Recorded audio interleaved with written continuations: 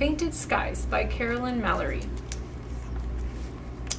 Leslie leapt off the steps, all arms and legs like a young caribou trying to keep up with the herd. Whoomp! The snow was hard packed, with only a light layer of fluff. Ulupika landed beside her, laughing. The girls lay on their backs, their breath forming small, frosty clouds. They swept their arms and legs up and down as if they were ptarmigans, trying to get off the ground and fly away. "I didn't think there would be so much snow here in October," Leslie said. "I'm glad my mom bought me new winter clothes before we moved." A velvety darkness, blacker than the blackest raven, wrapped itself around them. "Look," Leslie said, pointing. "The sky is green." She closed her eyes tight and opened them again. Then she looked at Ulupika, her friend's dark brown eyes opened wide. Holding hands, the girls rose. Pink swirls now flashed with the lime green. Leslie moved closer to Ulupika. Huge ribbons waved in the wind. Leslie shivered. The colors consumed more of the sky and glided closer like a silent, snowy owl. When Leslie was afraid, her mother had taught her to whistle. Squeezing Ulupika's hand, Leslie took a deep breath, pursed her lips, and started to blow. "Stop whistling," Ulupika said. "They'll hear you." She took off her mitts and quickly moved the fingernails of one hand back and forth across the fingernails of the other hand, making a clicking noise. So there she's rubbing her fingernails together. "What will hear me?" Leslie asked. Ulupika kept rhythmically moving one set of fingernails over the other. Leslie inched steadily back to the house with Ulupika behind her. "If we move slowly," she thought, "whatever's in the sky won't notice us." So this is what the sky looked like. They were outside. The stars twinkled through the green and pink silky sheet that rippled overhead. Leslie felt her heart beat a little faster. Could the sky colors hear her? Would they get close enough to touch her? "Spirits," Leslie whispered to her friend. Ulupika nodded her head. "Anornit spirits," she said. Leslie held her breath and stared as the streaks of color changed, painted more of the sky, and drifted closer. "Should we run back to the house?" Leslie whispered to Ulupika. "We don't have to be afraid, as long as you don't whistle again," Ulupika said. "What kind of spirits are they?" "Axarnit are what we call the northern lights." "Lights?" Leslie asked. "Not spirits?"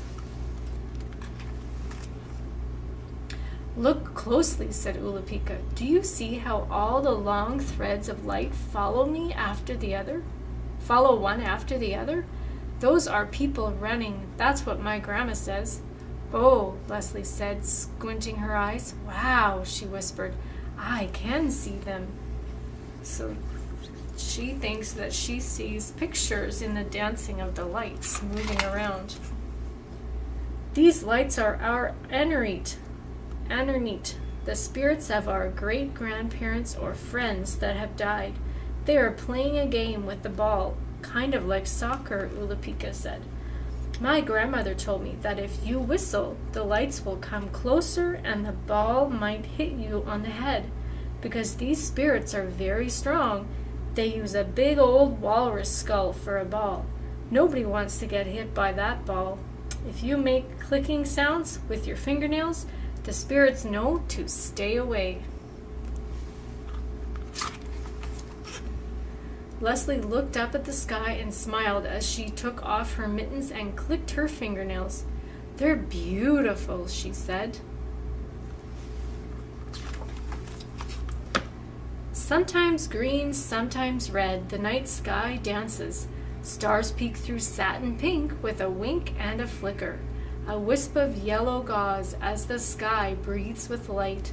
Splashes of purple and silver gray, a sail, a sheet, a streak, with one great gust, gone. So I'm just going to read you the little story at the end of the book about the Northern Lights. So Northern Lights, externate in Inuktitut, or Aurora Borealis, as they are also called, are colored lights that illuminate the night sky if the conditions are right. Auroras are caused by high-speed particles from the sun striking the gases in the atmosphere. The Earth is a giant magnet which attracts these particles from the sun to its magnetic poles, north and south. The gases glow as a result of being hit by the particles. Since the particles are moving, it looks like lights are dancing across the sky. Northern lights cannot be viewed from everywhere. The farther north you go in North America, the more likely you are to see these lights. You can also see them in Northern Europe. Your best chance of seeing northern lights is on a clear, moonless night around midnight. All right. So our craft today is going to be to try to make our own northern lights. So they're going to be whatever colors you use from your paint selection. And we're going to use a salad spinner. So the first thing you need to do is have a piece of paper, and it has to be a thicker quality paper. It can't be really thin paper or it will just get mushed up in your salad spinner. So you need to cut it to fit inside your salad spinner, so corner to corner. It can't really fold up the sides or it gets caught, so it has to lay in there flat. And so this is just an old salad spinner that we had at home, and I'm using it for crafts. So I'm going to lay my paper in the bottom, and then I'm going to take colors that I like. So I'm going to try to make some that are similar to the ones in the book. So they were talking about greens and purples. So I'm going to squeeze some color onto my paper. So I'm going to lift that up and show you what it looks like once I've added that. So I'm using acrylic paints. If you have tempera paints or poster paints at home, those will work as well. So use whatever paints that you have. And so that is what the inside of the salad spinner is going to look like. So you've got a piece of paper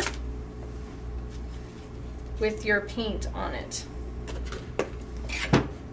So then the next step is put your lid on. So you need to hold the lid on tight. You can't let the lid come off when you're doing the spinning. So you need to hold your lid on tight and spin the salad spinner around and around.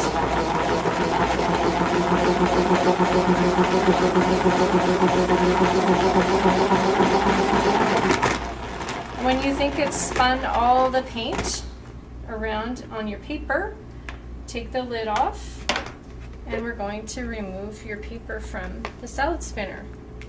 So on the outside of your salad spinner, you're going to get all wet paint, so you don't want to use that. You don't want to stick your hand in there. If you want to wash it, you can. And so this is what my finished picture looks like after being spun in the salad spinner. And because I used acrylic paint, it's going to take a little while to dry. So you need to set that aside. And this is what our finished product is going to look like. So this is one that I spun yesterday, and I've used my hole puncher and I cut holes in there. And then what I decided to do with this is string it on a string. So you can add as many pieces as you like. And I'm going to use that and hang it up as a decoration on a wall or something, as sort of an art thing.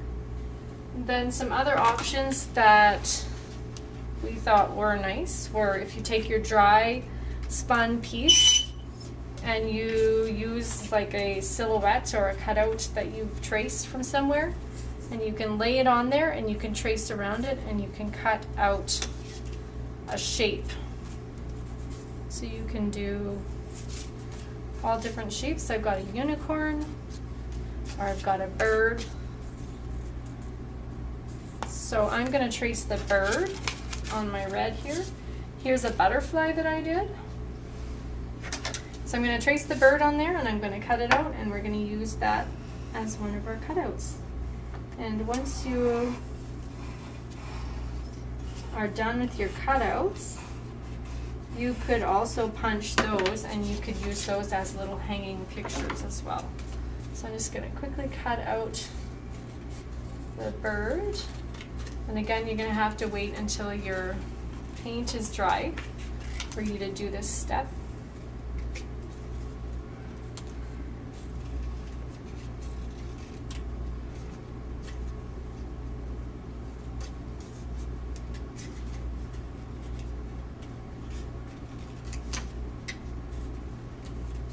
So I just found some silhouettes and cutouts on the internet. So I just Googled animal silhouettes, and I was able to find a lot.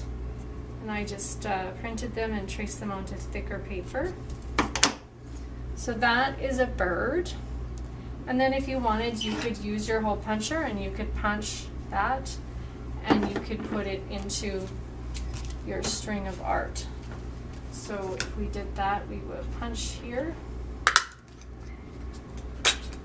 Punch again on the other side, and then I'm going to thread that onto my string. So if you did multiple animal silhouettes, you would have a nice, interesting piece of art to hang on your wall. So instead of just the squares, you can hang your shapes. So enjoy doing your spin art.